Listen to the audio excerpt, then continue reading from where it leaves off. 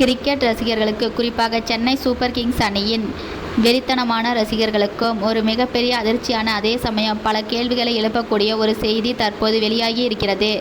IPL 2026 தொடரில் சென்னை அணி சந்தித்த தொடர் தோல்விகள் மற்றும் சர்க்கல்களுக்கு பிறகும் அணியின் தலைமை பயிற்சியாளராக ஸ்டீபன் பிளேமிங் தொடர்வார் என்ற அறிவிப்பு ரசிகர்களை கொந்தளிக்க செய்துள்ளது.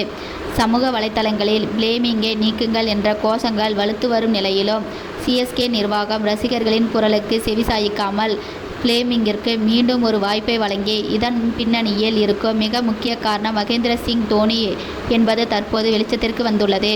இந்த முடிவுக்கு பின்னால் இருக்கும் அரசியலும் வியூகங்களும் என்ன? பிளேமிங் மீது தோனி இவ்வளவு அதீத நம்பிக்கை வைக்க காரணம் என்ன என்பதை பற்றி இந்த காணொளியில் மிக விரிவாகவும் ஆழமாகவும் நாம் அலசப்போகிறோம். சென்னை சூப்பர் கிங்ஸ் என்றாலே IPL வரலாற்றில் ஆதிக்கத்தின் மறு உருவமாக பார்க்கப்பட்ட ஒரு காலம் இருந்தது. ஒவ்வொரு வருடமும் பிளே ஆஃப் சுற்றுக்கு தகுதி பெறுவது என்பது CSK அணிக்கு எழுதப்படாத ஒரு விதியாகவே இருந்தது. ஆனால் கடந்த சில ஆண்டுகளாக அணியின் செயல்பாடுகள் ரசிகர்களை மிகுந்த ஏமாற்றத்தில் ஆழ்த்தி வருகின்றனர். 2023 IPL தொடரில் சாம்பியன் பட்டம் வென்ற பிறகு CSK அணியின் சரிவு எதிர்பாராத விதமாக தொடங்கியது.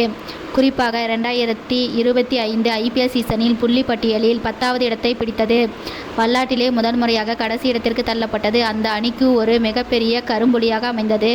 அதைத் தொடர்ந்து நடப்பு 2026 IPL சீசனிலாவது அணி மீண்டும் வரும், பழையபடி கோப்பையை முத்தமிடும் என்று காத்திருந்த ரசிகர்களுக்கு மீண்டும் ஏமாற்றமே மிஞ்சியது. இந்த தொடர் தோல்விகளுக்கு பிறகு ரசிகர்களின் கோபம் ஒட்டுமொத்தமாக திரும்பிய திசை தலைமை பயிற்சியாளர் ஸ்டீபன் பிளேமிங் மீதுதான். பிளேமிங்கின் பயிற்சி முறைகள் மிகவும் பழசாகிவிட்டன. T20 கிரிக்கெட்டின் நவீன மாற்றங்களுக்கு ஏற்ப அவர் அணியை தயார்படுத்தவில்லை, இளம் வீரர்களை சரியாக கையாள தவறிவிட்டார் என சமூக வலைதளங்களில் பலத்த விமர்சனங்கள் எழுந்தன. ஒரு கட்டத்தில் பிளேமிங்கை பயிற்சியாளர் பதவியிலிருந்து உடனடியாக நீக்க வேண்டும் என்று ரசிகர்கள் வெளிப்படையாகவே கோரிக்கை வைக்க தொடங்கினர். ஆனால் இவ்வளவு அழுத்தங்கள் வந்த போதிலும் CSK நிர்வாகம் கொஞ்சமும் அசைந்து கொடுக்கவில்லை. பிளேமிங் ஒப்பந்தத்தை மேலும் ஒரு ஆண்டிற்கு, அதாவது 2027 IPL சீசனுக்கு நீடித்த நிர்வாகம் அதிரடி முடிவெடுத்துள்ளது.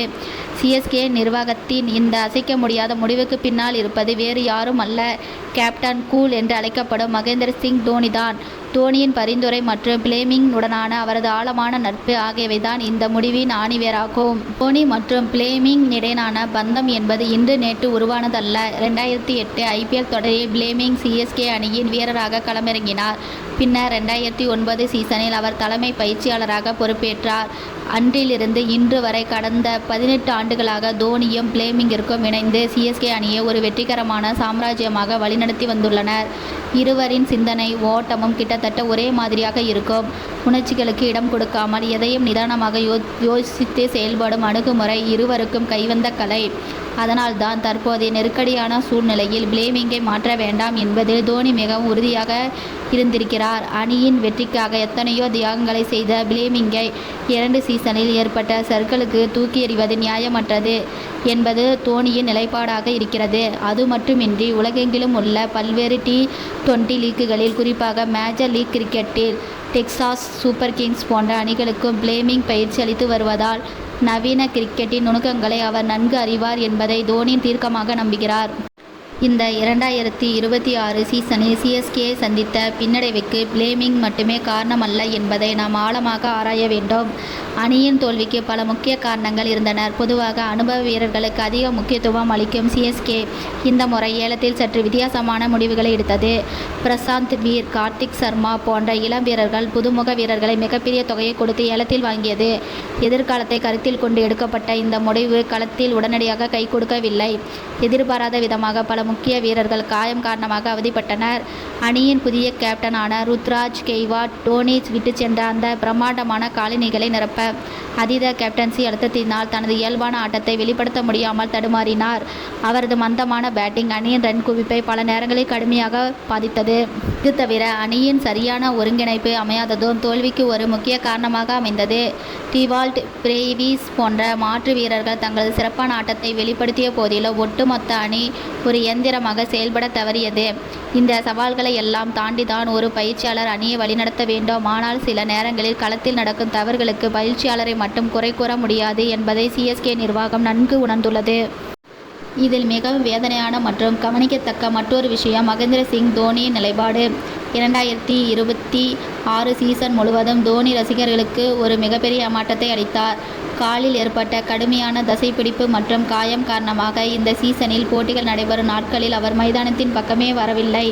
தோனி இல்லாமல் விளையாடுவது இது ஒரு சாதாரண போட்டிதான் என்று பிளேமிங் செய்தாலும் கூறினாலும், தோனி மைதானத்தில் இருக்கும்போது வீரர்களுக்கு கிடைக்கும் அந்த அளப்பரிய உத்வேகமும் எதிரணிக்கு ஏற்படும் பயமும் வேறு எந்த வீரராலும் கொடுக்க முடியாத ஒன்று. இப்போது ஒட்டுமொத்த கிரிக்கெட் உலகின் மனதிலும் இருக்கும் மிகப்பெரிய கேள்வி 2027 IPL சீசனில் தோனி மீண்டும் களம் இறங்குவாரா என்பதுதான். அடுத்த சீசன் வரும்போது தோனிக்கு கிட்டத்தட்ட 46 வயதாகிவிடும்.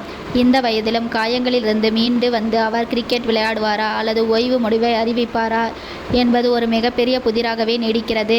தோனியின் எதிர்காலம் குறித்து பிளேமிங்கிடம் எழுப்பப்பட்ட கேள்விக்கு அவர் மிகவும் அலுப்பலான பதிலையே அளித்தார்.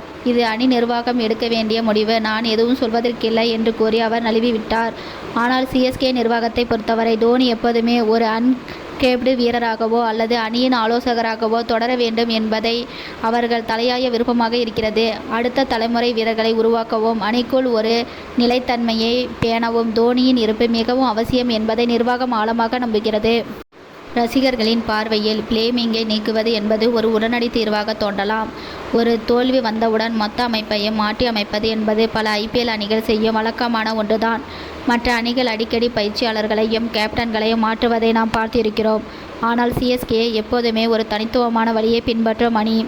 அவர்கள் நிலைத்தன்மையை அதிகம் நம்புவார்கள். ஒரு கட்டமைப்புக்குள் இருக்கும் குறைகளை சரி செய்து அதே ஆட்களை வைத்து வெற்றியை தேடுவதே CSKவின் தாரக மந்திரம்.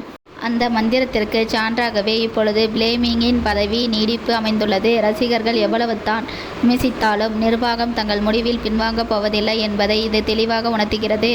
இந்த முடிவின் மூலம் CSK நிர்வாகம் ஒரு வலுவான செய்தியை மற்ற அணிகளுக்கும் ரசிகர்களுக்கும் சொல்லியிருக்கிறது. அதாவது வெற்றி தோல்வி என்பது விளையாட்டின் ஒரு அங்கம், ஆனால் எங்களை வழிநடத்தும் தூண்கள் எப்போதுமே மாறாது என்பதுதான் அந்த செய்தி.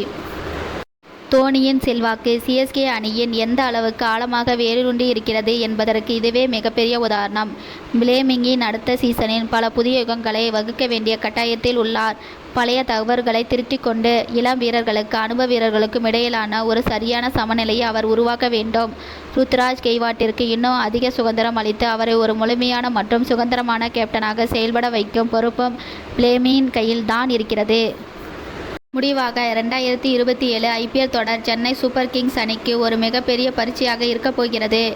பிளேமிங்கின் தன் மீதான விமர்சனங்களுக்கு முற்றுப்புள்ளி வைப்பாரா? தோனி மீண்டும் மஞ்சள் நிற ஜெர்சியில் களமிறங்கி மாயாஜாலம் காட்டுவாரா? ரசிகர்களின் கோபம் வெற்றியின் மூலம் தணியுமா போன்ற கேள்விகளுக்கெல்லாம் காலம்தான் பதில் சொல்ல வேண்டும்.